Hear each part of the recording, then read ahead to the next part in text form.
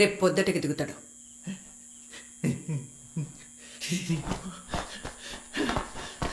అది రాని నా కొడుకుని రాగానేసి పడుతా.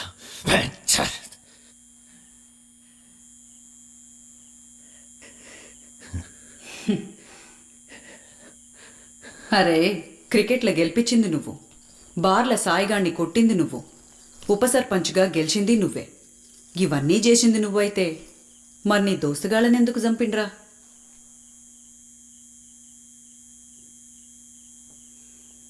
వెన్నెల కోసం.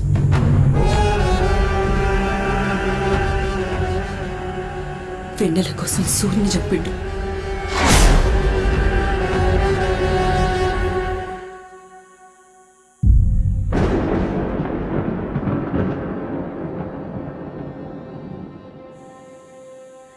దాని మీద మోజు.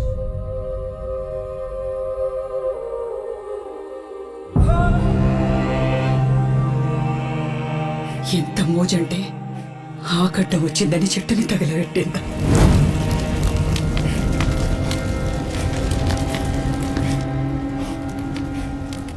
దానికి ఎన్ని రంగుల చీరలున్నాయో నా మొగనికి తెలుసు. కిటికీలకెళ్ళి దాన్ని చూసుకుంటా నా ఒంటి మీద చెయ్యేసేటోడు.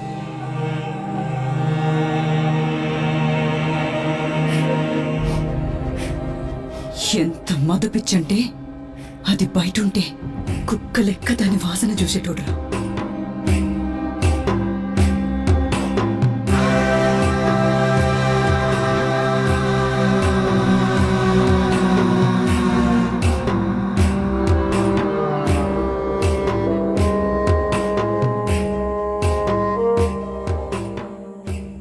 నీ దోస్తుల్ని చంపితే నీ కచ్చటంత కోపం నా మొగనికి నచ్చిన ఆడది పక్కెక్కకపోతస్తదిరా. అసలు ఆ రోజు సూరిగాడిని తన చేతులతో ఒక్క వెట్టుకే చంపిండు.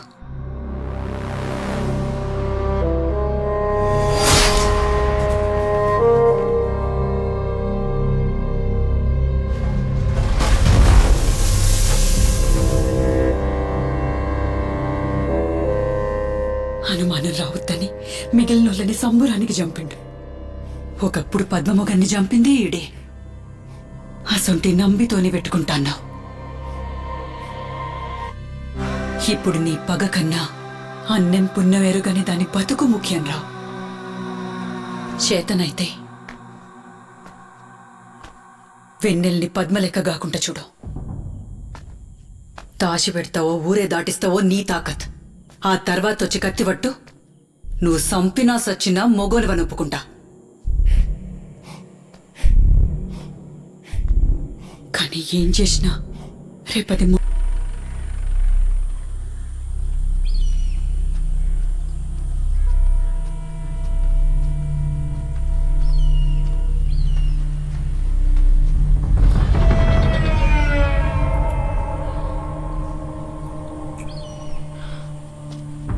రాత్రిలో ఇంటికి వచ్చినట్టును నా పెన్లని చెప్పింది. అది చెప్పినట్టు దాన్ని ఊరు దాటియాలని ఆలోచన ఉన్నట్టే గిన్నె దిశాయి. అరే తమ్మా, దాన్ని ఏ అర్ధరాత్రైనా ఎత్తుకపోతా. దాని ఒంటి మీద నాది తప్ప ఇంకొకని చేయబడది. అర్థమైందా?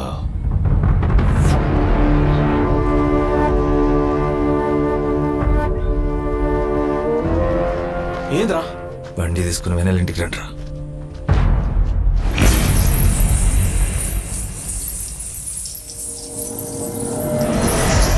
ఓ దిక్కు ముండం చేస్తా అంటే బుస్సెట్లా కడతారా? మా ఇంట్లో పిల్లకి తాళి కట్టే మొగాళ్ళైన అర్రా జాతకు కొడుకుల్లారా. నోర్ము ఎండలండి కొడకల్లారా. ఏందిరా జాతి? 10 దినాల సంధి మేం బతుకున్నామా సచ్చినామా అని ఇంటి ముఖాలు చూసినాడు ఒక్కళ్ళాడు. మాటలు జర చక్కగా రాని రణము. అడిగేది మన కులపోల ఇజ్జత్ కోసమే. దాని బతుకు తవ్వ దొరుకుతా అంటే అడ్డుపడే కులం నాకు అక్కర్లే. కట్టుకున్న దానికి కన్నోళ్ళకి లేని నొప్పి నీకెందుకురా? రే ధరణి, నువ్వు తీసుకుపోరా.